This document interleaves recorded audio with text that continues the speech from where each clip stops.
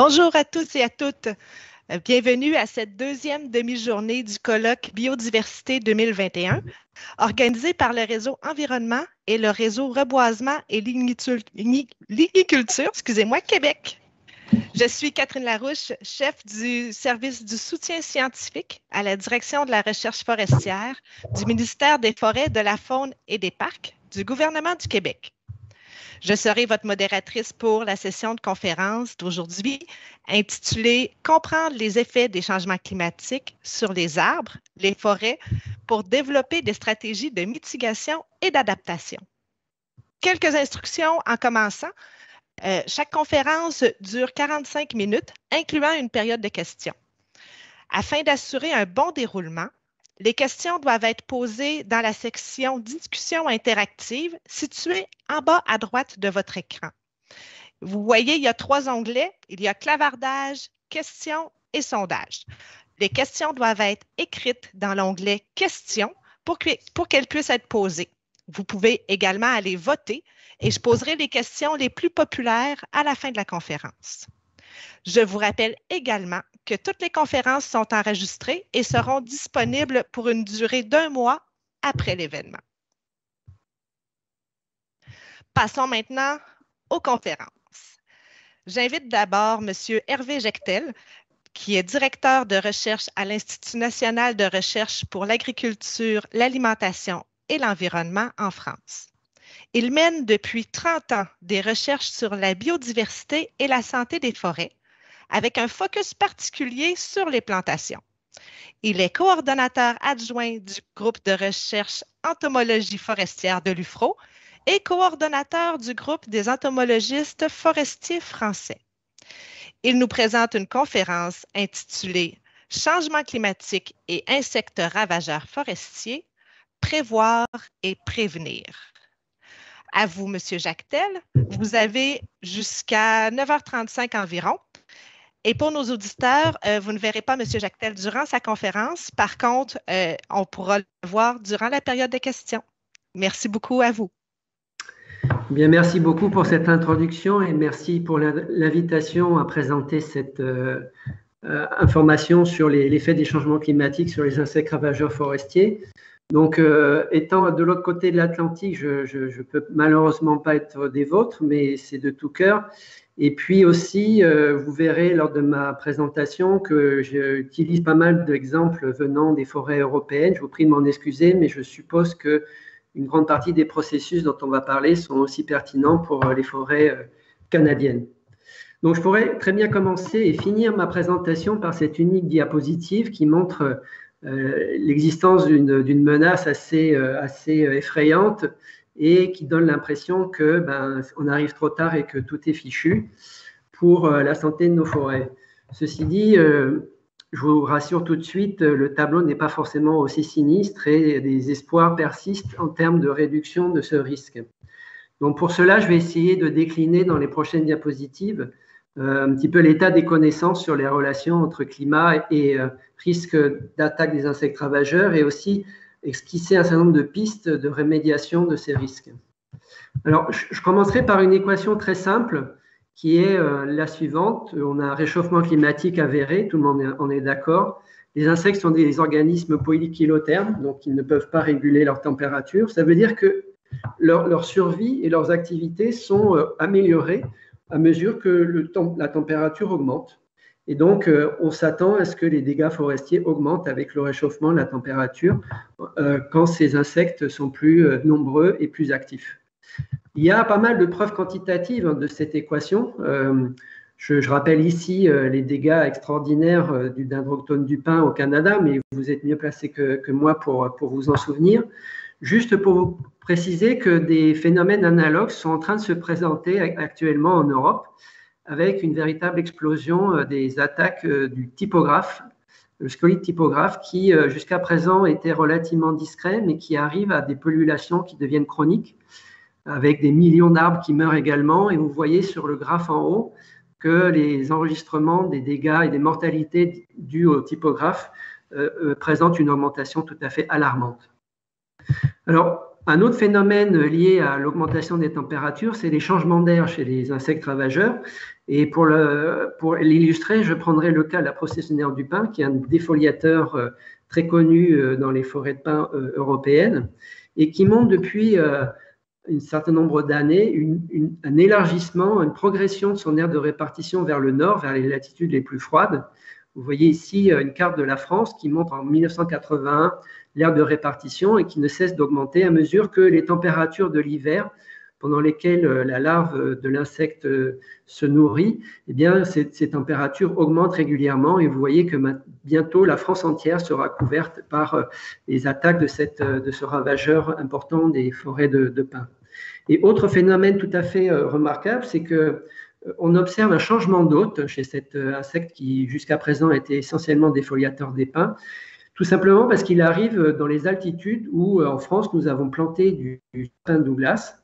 Jusqu'à présent, le sapin Douglas était épargné parce que dans des zones où la température hivernale était trop froide, il y avait des gels hivernaux qui tuaient les chenilles, mais là, on arrive à une superposition de l'aire de répartition du Douglas et de la processionnaire du pin avec un début de dégâts.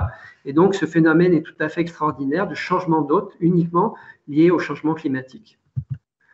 Ceci dit, le changement climatique, ce ne sont pas que les températures qui augmentent. Vous êtes tout à fait au courant de ça. Il y a aussi des sécheresses plus sévères qui sont actuellement observées et qu'on attend encore plus graves à l'avenir. Et puis aussi, il y a une augmentation des extrêmes climatiques comme les tempêtes qui ne cessent d'être observées, donc, en tout cas en Europe, avec donc probablement un effet sur les populations et les dégâts d'insectes ravageurs. Je vais passer en revue un certain nombre de ces points.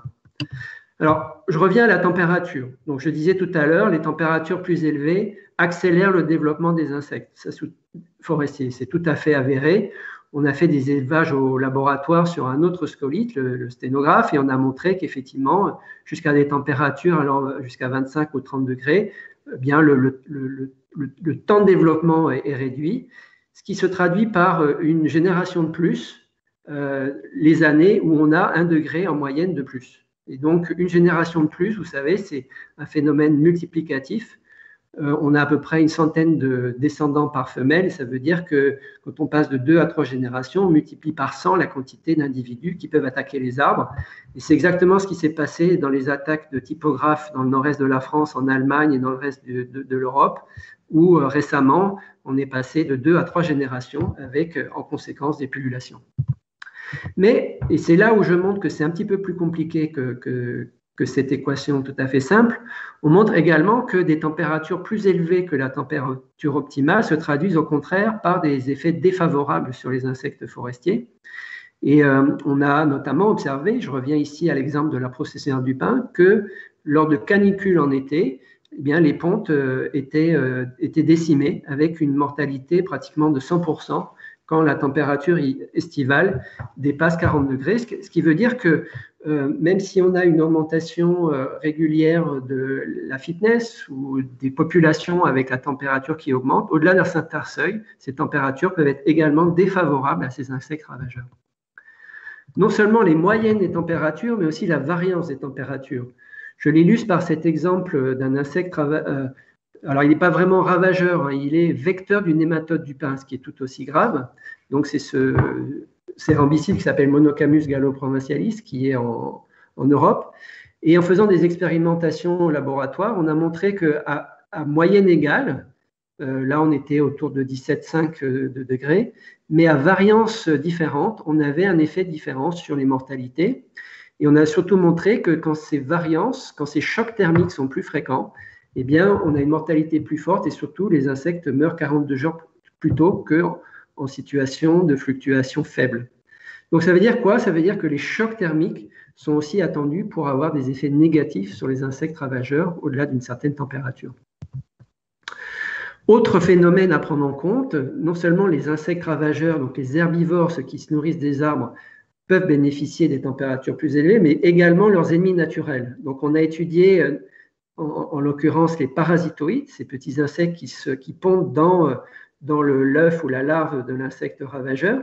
Et on a montré, en étudiant un certain nombre de publications, par une méta-analyse, que eh bien, le taux de parasitisme diminuer avec l'altitude, et ça veut dire qu'en fait, qu'il augmente avec la température. Et donc, on peut s'attendre à une meilleure régulation d'un certain nombre d'insectes ravageurs par leurs ennemis naturels en conditions également plus chaudes. Donc, le bilan, c'est que l'effet des températures, il n'est pas forcément systématiquement bénéfique aux insectes ravageurs. De la même façon, on a montré que l'effet de la sécheresse pouvait avoir des effets variés sur les insectes ravageurs et les champignons pathogènes en fonction du type fonctionnel de ces insectes herbivores. Donc, on a fait là encore une méta-analyse de plus d'une centaine d'études qui s'intéressaient à l'effet du stress hydrique chez les arbres sur les dégâts résultants par les insectes et les champignons pathogènes. Ici, je vous présente que les résultats sur les insectes. Et ce qu'on a montré, c'est que les effets varient en fonction de la guilde eutrophique, avec effectivement une augmentation des dégâts attendus chez les arbres stressés pour les insectes qui attaquent les feuilles, les agents primaires qui s'attaquent aux houppiers, les défoliateurs, notamment la processionnaire, encore une fois, du pin, ou les insectes secondaires qui attaquent les branches ou les troncs, comme les scolites. Mais on a aussi observé une diminution des dégâts, au contraire, des agents primaires qui s'attaquent aux plants, aux branches, aux arbres, notamment les charançons comme les ilobes ou les pissodes. Donc voilà un effet varié en fonction du groupe de réponse. Et puis un effet aussi varié en fonction de l'intensité du stress hydrique, avec un phénomène assez connu chez les scolites notamment, où on voit que les arbres très stressés, avec une intensité de stress hydrique importante, sont effectivement moins résistants aux attaques de scolites, mais qu'en cas de stress faible, que ici on chiffre à peu près 20% du seuil d'embolie, eh bien au contraire, les arbres apparaissent comme plus résistants, et ça c'est un phénomène assez connu qui correspond à un compromis entre l'énergie allouée à la croissance et à la défense. Et il se trouve qu'en cas de petit stress, les arbres arrêtent de grandir, arrêtent de pousser et dérivent une partie de leur énergie pour produire des terpènes qui ont un effet défavorable sur la reproduction ou le développement des scolites. Donc on a un effet seuil et on a un effet quantitatif du stress hydrique. Et donc on a observé chez les insectes ravageurs ces effets non linéaires en fonction de l'intensité du stress. Donc je vous présentais l'effet sur les insectes attaquants de bois comme les scolites, mais on a une courbe inverse pour les défoliateurs, avec au contraire une augmentation des performances de l'insecte et donc des dégâts chez les défoliateurs en cas de stress faible et une diminution en cas de stress élevé. Ça, c'est lié à la qualité alimentaire des feuilles. Je parlais des ennemis naturels tout à l'heure pour la température. On a aussi observé que les ennemis naturels étaient un peu favorisés par l'état physiologique des plantes. On a observé qu'ils sont attirés par les plants stressés, sûrement en liaison avec l'émission de composés volatiles organiques, qui peut-être signale la présence probable d'un herbivore. Donc on a un effet, là encore, un peu plus complexe que juste linéaire, et il faut aussi tenir compte de ces interactions biotiques entre les insectes ravageurs et les ennemis potentiels. J'avais évoqué d'autres phénomènes liés au changement climatique. Ici, je parle des tempêtes, qui sont connues pour provoquer des chablis, des arbres qui sont cassés, qui sont eux-mêmes des substrats de développement importants pour les insectes ravageurs comme les scolites, et qui se traduisent donc par les pullulations plus fortes. Ça, c'est des phénomènes qu'on a observés dans le sud-ouest de la France, là où je travaille, où on a une corrélation spatiale très claire entre l'intensité des dégâts de tempête et puis après les dégâts liés aux scolites. Et ça a été très bien revu par des collègues qui ont montré qu'en fait, les événements climatiques peuvent avoir des effets directs sur la reproduction ou l'efficacité des insectes. Je vous montrais tout à l'heure la température et le nombre de générations, mais aussi des effets indirects, dont j'en parlais au niveau des stress hydriques, mais aussi des effets d'interaction où le climat joue sur un autre aléa. Là, par exemple, c'était la tempête, mais ça peut être l'incendie. Et après, ces forêts perturbées par incendie ou tempête se retrouvent plus sensibles aux attaques d'insectes. Donc voilà, quelque chose d'un petit peu plus compliqué qu'un effet juste direct. Et dernière couche à la complexité, j'ai parlé là beaucoup d'insectes ravageurs endémiques, mais il faut savoir qu'il y a pas mal d'insectes ravageurs exotiques qui arrivent dans nos pays avec une augmentation quasi exponentielle des introductions. Mais on se rend compte que de plus en plus, en tout cas en Europe, les insectes arrivent de zones, notamment asiatiques comme la Chine, qui sont caractérisées par un climat souvent plus chaud, notamment que l'Europe. Et donc, le réchauffement du climat rend le pays d'accueil ou d'invasion, notamment l'Europe, plus favorable à ces insectes originaires des régions chaudes. Et ça, c'est un exemple qu'on voit actuellement en France, où on a subi l'introduction d'une pyrale qui s'attaque au buis, une espèce d'arbre plutôt méditerranéenne ou du sud de la France, qui est tout à fait favorable à cet insecte asiatique qui lui-même se développe plutôt dans les régions tropicales de l'Asie. Donc, en faisant le bilan un petit peu de ces données de base, on se rend compte que finalement, effectivement, le pronostic n'est pas très bon pour les arbres et plutôt favorable au développement du risque d'attaque d'insectes ravageurs, surtout les scolites. Et pour cela, il y a trois grandes explications. La première, c'est que les insectes sont plus capables d'échapper aux mauvaises conditions, puisque eux, ils sont mobiles, ils peuvent voler.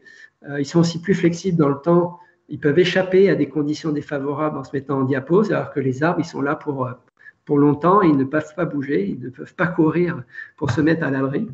Ensuite, les insectes ont un temps de génération beaucoup plus court que les arbres, donc ils sont censés pouvoir s'adapter beaucoup plus vite aux nouvelles conditions du changement climatique. Et enfin, les insectes sont aussi beaucoup plus nombreux, évidemment, que les espèces d'arbres, et donc il y a une plus grande probabilité d'adaptation d'au moins une espèce d'insecte ravageur par rapport à nos forêts.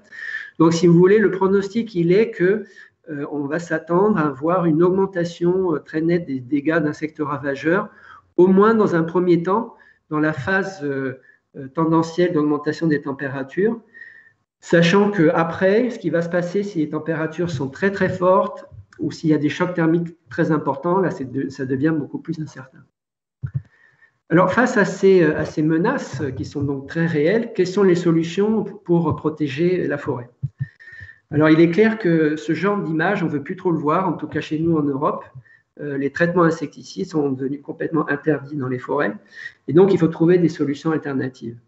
Alors, pour cela, on est parti d'un constat très simple, qui est qu'on observait souvent des pullulations, des dégâts dans les plantations monoculturales, dans les forêts pures, notamment de conifères, alors que les cas de pullulation dans des forêts tropicales très, très diverses sont très rares dans la littérature. Et donc, on s'est dit que peut-être que la diversité des essences forestières faisait quelque chose dans la résistance des forêts à ces insectes ravageurs. Pour tester cette hypothèse, on a d'abord commencé par faire une analyse de la littérature scientifique en réalisant ce qu'on appelle une méta-analyse que l'on a récemment actualisée.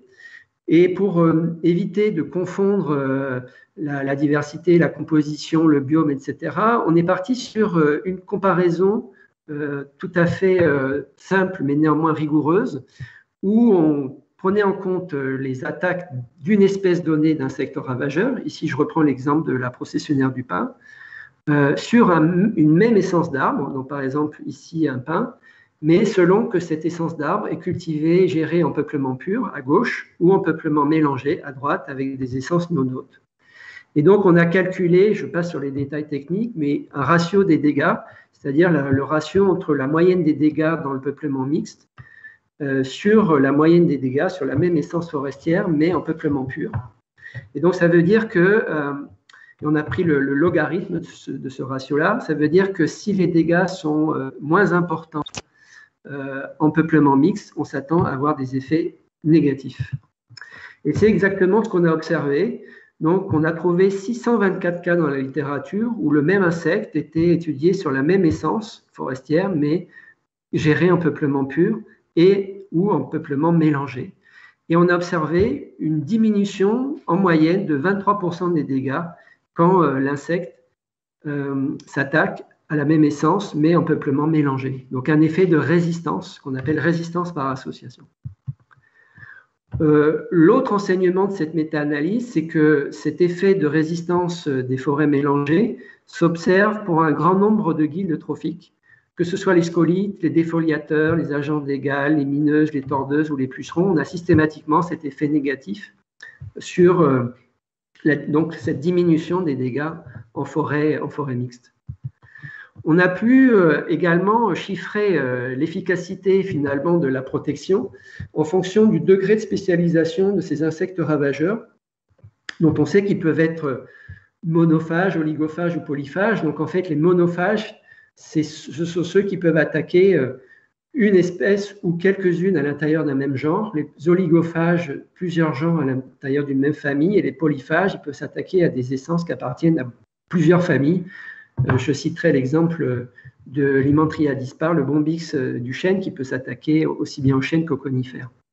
Et on a vu dans ce cas-là que les forêts mélangées sont effectivement très résistantes aux insectes les plus spécialistes, avec une réduction en moyenne de 40%, une réduction de 15% aux oligophages, mais pas d'effet, un effet neutre sur les polyphages. Là, c'est assez clair, c'est assez facile à expliquer, puisqu'en fait, ils peuvent se reproduire sur différentes essences. Alors, on a aussi observé un effet linéaire de la réduction des attaques d'insectes ravageurs. Là, c'était surtout les défoliateurs des feuillus, à mesure qu'on augmente le nombre d'espèces d'arbres dans le peuplement. Et puis, je montre un exemple, il y en a d'autres, où la diversité des forêts se retrouve aussi comme un élément favorable à la résistance à des espèces exotiques envahissantes, notamment ici le cynipe du châtaignier, qui est un agent d'égal qui fait des gales sur les châtaigniers européens et qui provoque une baisse forte de la production, et notamment la production de châtaignes. Et on voit qu'ici, quand le châtaignier est mélangé avec 3 autres essences, on a une diminution de plus de 50% des dégâts de cet insecte invasif. Alors, cette résistance par association, elle s'explique par un certain nombre de mécanismes que je peux passer en revue rapidement, parce qu'en fait, je pense que c'est intéressant de voir comment ça fonctionne, parce que ça donne après des idées sur la façon dont on peut aménager les forêts mélangées pour favoriser justement ces mécanismes de régulation. Alors, le premier effet, c'est que le mélange des essences forestières se traduit par une dilution, une diminution de la proportion des arbres hôtes d'un insecte ravageur.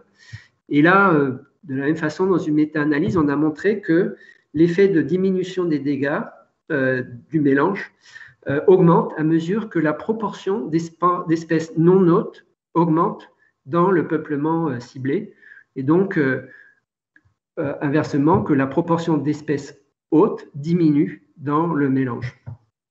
Donc, on a ce phénomène de moindres ressources pour le développement ou de plus grandes difficultés à trouver par l'insecte ravageur quand l'hôte est mélangé avec beaucoup d'arbres non hôtes. Ce phénomène de difficulté de colonisation ou de trouver l'arbre hôte s'explique par d'autres mécanismes que strictement quantitatifs, notamment des mécanismes de comportement, puisqu'on sait que les insectes ravageurs utilisent un certain nombre de signaux visuels et olfactifs pour trouver leurs arbres hôtes. Et quand on mélange un arbre hôte avec un arbre non hôte, ces processus, ces stimuli sont perturbés. Là, je reprends encore une fois l'exemple de la processionnaire du pin, dont on sait que la femelle utilise la silhouette d'un arbre sur un fond clair pour repérer l'arbre ou pondre. Et là, on a fait une expérience tout à fait simple où on a regardé les attaques de la processionnaire en bordure de peuplement de pin, soit exposées directement à la vue des femelles, soit cachées par une haie de feuillus. Et on a montré qu'on avait une réduction très significative des attaques derrière la haie de feuillus, probablement parce que ces feuillus offrent une barrière visuelle à la rencontre entre la femelle et l'arbre. Mais on est allé plus loin et on a observé et démontré que les feuillus exerçaient également un effet répulsif vis-à-vis de la processionnaire du pin. On l'a démontré en mettant des branches de bouleau coupées au pied de jeunes pins et on s'est rendu compte qu'on avait moins d'attaques, mais on avait aussi moins de reproduction. Et ça, c'est tout à fait lié à l'émission de substances olfactives, comme je l'expliquais. On a même identifié que le bouleau émet une substance qui s'appelle le salicylate de méthyle, qui, en test au laboratoire, est bien perçu par les antennes de l'insecte et est caractérisé par un effet d'évitement. Et donc, on a ce phénomène de masquage chimique de l'arbre hôte vis-à-vis de l'insecte ravageur.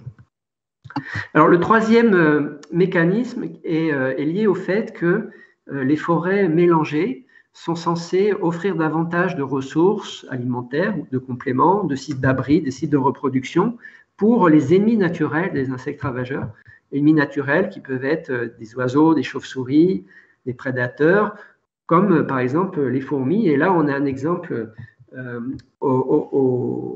alors ça, c'est en Finlande, où des mélanges de pins sylvestres avec du bouleau ont été moins attaqués par ces fausses chenilles défoliatrices de Neodyprion certifère.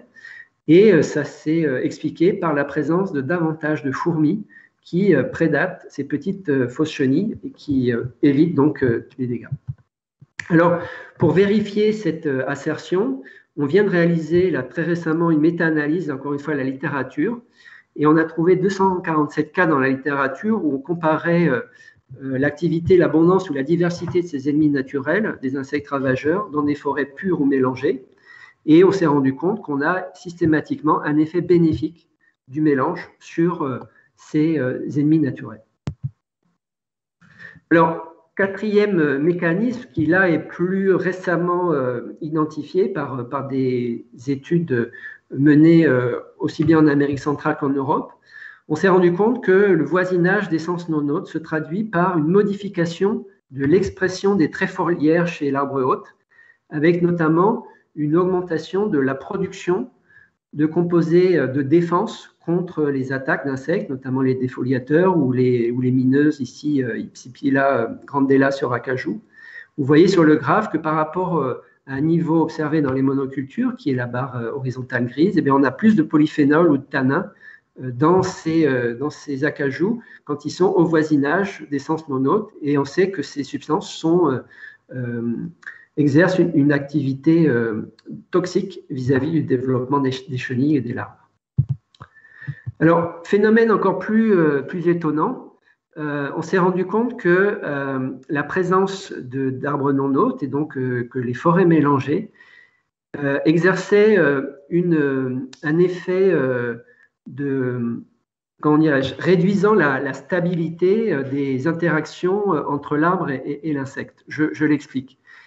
Encore une fois, je reprends l'exemple de la processionnaire du pain, et on s'est rendu compte que quand le pain est associé au bouleau, au cours des différentes années qui accompagnent les pullulations de cet insecte défoliateur, eh bien, les pins mélangés dans les bouleaux avaient moins de chances d'être réattaqués d'une année sur l'autre que les pins en peuplement pur. Et ça, c'est très intéressant parce que ça veut dire qu'il y a une meilleure résilience aux défoliations dans les forêts mélangées, puisqu'un arbre peut récupérer plus facilement parce qu'il ne va pas être systématiquement réattaqué chaque année.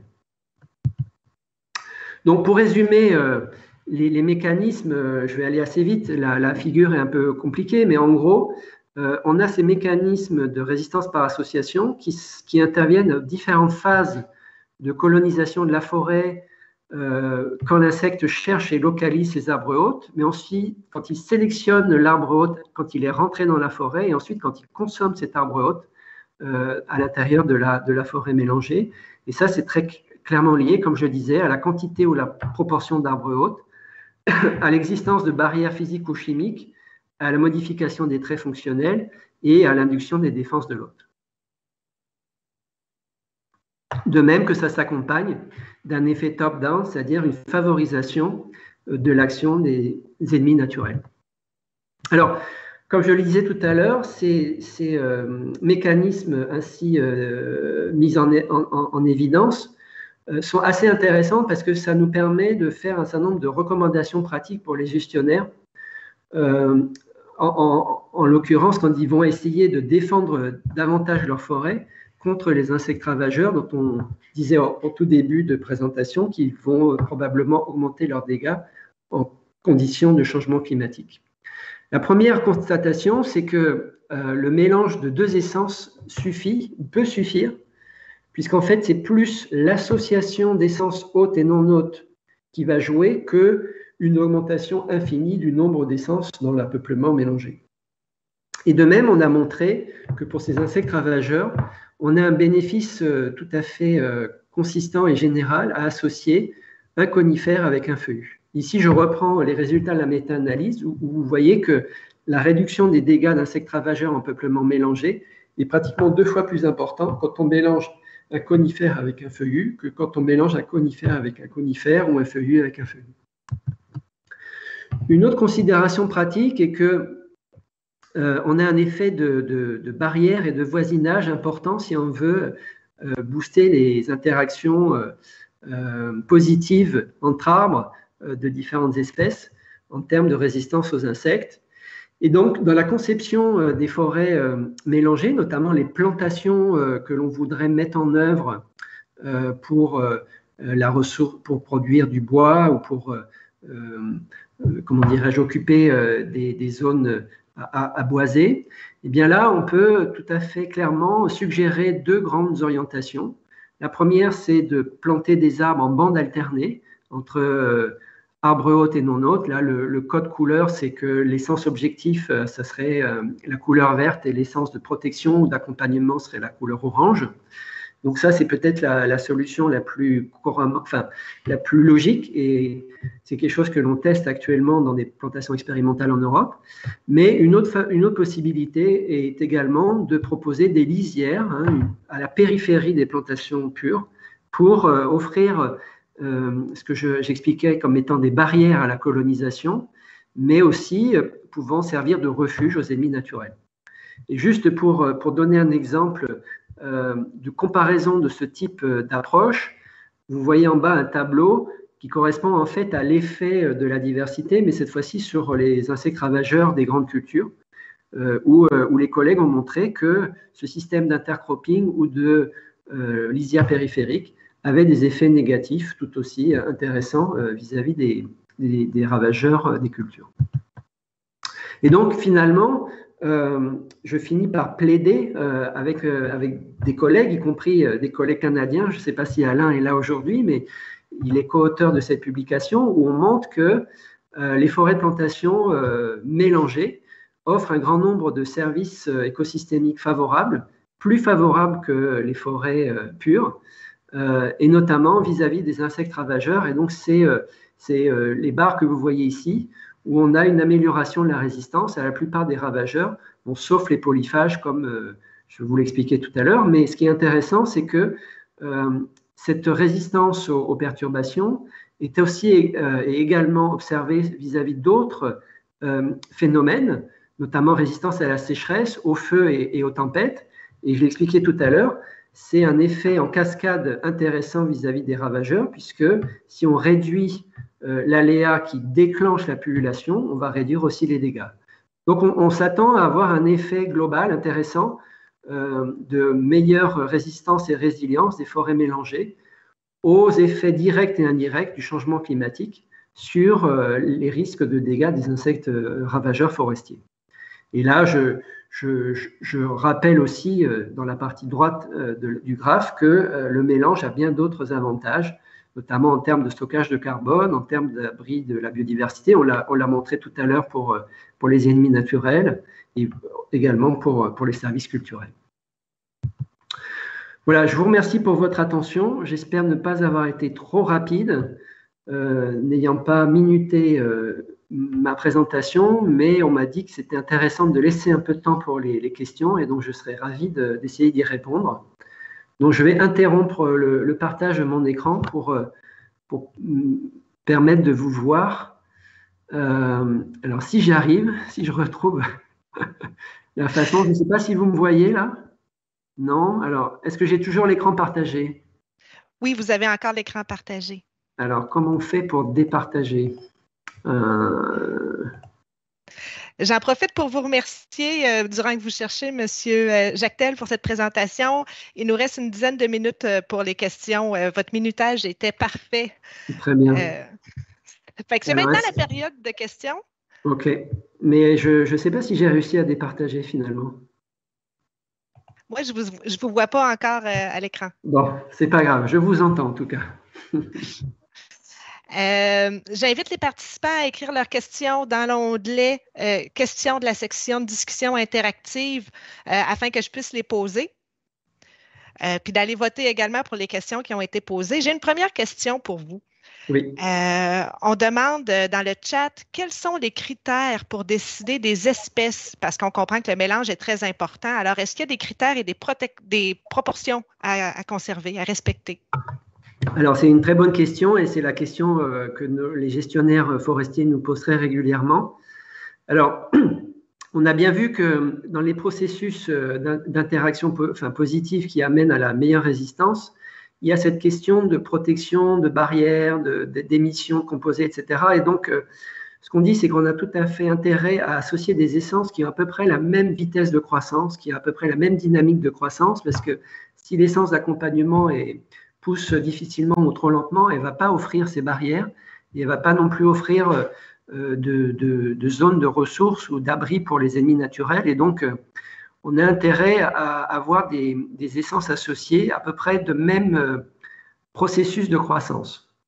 On a aussi intérêt, comme je l'expliquais tout à l'heure, à avoir des essences qui poussent à peu près la même vitesse, mais qui aient des caractéristiques fonctionnelles très différentes. Et c'est pour ça qu'on propose très clairement d'associer feuillus et conifères, puisque ce n'est pas les mêmes odeurs, ça ne va pas être les mêmes architectures, et ça ne va pas être les mêmes ressources. Et donc, ça va davantage bénéficier au processus de régulation. Alors, en termes de proportion, ça aussi, c'est quelque chose de compliqué, mais en refaisant la méta-analyse et en ayant un très grand nombre de cas, on commence à discerner que les effets bénéfiques apparaissent autour de 15 à 20% de proportion de l'essence d'accompagnement. Alors, ça veut dire que 15 à 20% sur un peuplement, c'est une sorte de sacrifice de surface où on n'a pas l'essence objectif. Et donc là, un enjeu va être de trouver un compromis entre ce sacrifice de production éventuel et bénéfice de protection contre les attaques de ravageurs. Et c'est là où nous, on suggère de réfléchir à des essences d'accompagnement qui ne soient pas d'un intérêt nul pour le propriétaire, en dehors de la protection, et donc qui aient des vertus bien de production de biomasse ou de chimie verte, de substances intéressantes pour l'industrie, de façon à ce que le calcul économique reste intéressant. Très intéressant. Vous avez répondu à une autre question qu'on avait là où quelqu'un nous demandait comment l'industrie perçoit cette stratégie-là, puis est-ce que ça peut être une contrainte? Alors oui, c'est effectivement pour l'instant le frein majeur que l'on observe. Alors, encore une fois, je parle du cas européen. Je ne connais pas bien le cas canadien, mais le cas européen, c'est effectivement de trouver des débouchés industriels à ce que j'appelle ces essences d'accompagnement.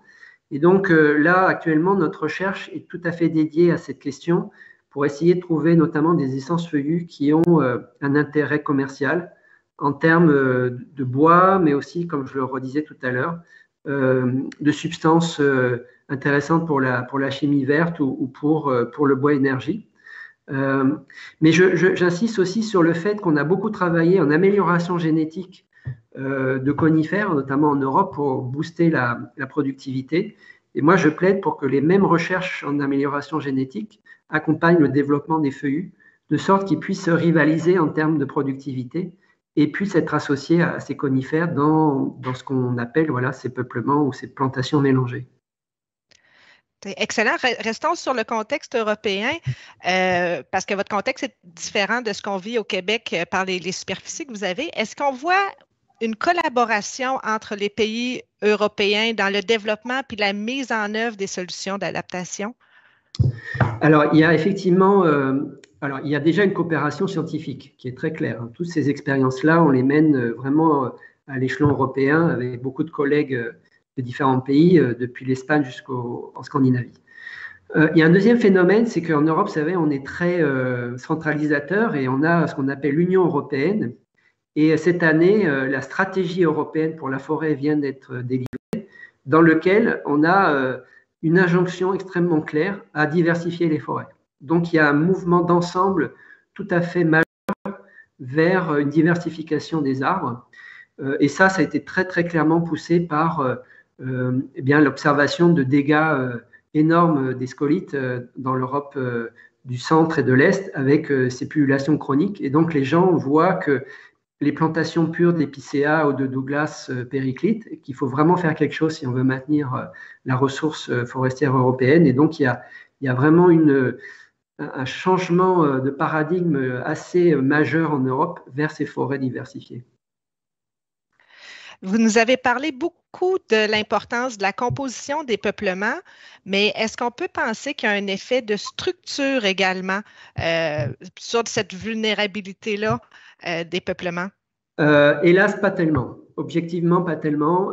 On a un effet structure assez clair sur la biodiversité associée, avec des jeunes et des vieux arbres, par exemple, ou des arbres plus ou moins dépérissants. Mais par contre, en termes de résistance, là, franchement, non. Je dirais que ce n'est pas efficace parce que ce n'est pas la diversité des diamètres ou des classes d'âge qui va rendre un peuplement pur moins appétant ou moins sensible à un insecte ravageur spécialisé sur cette essence.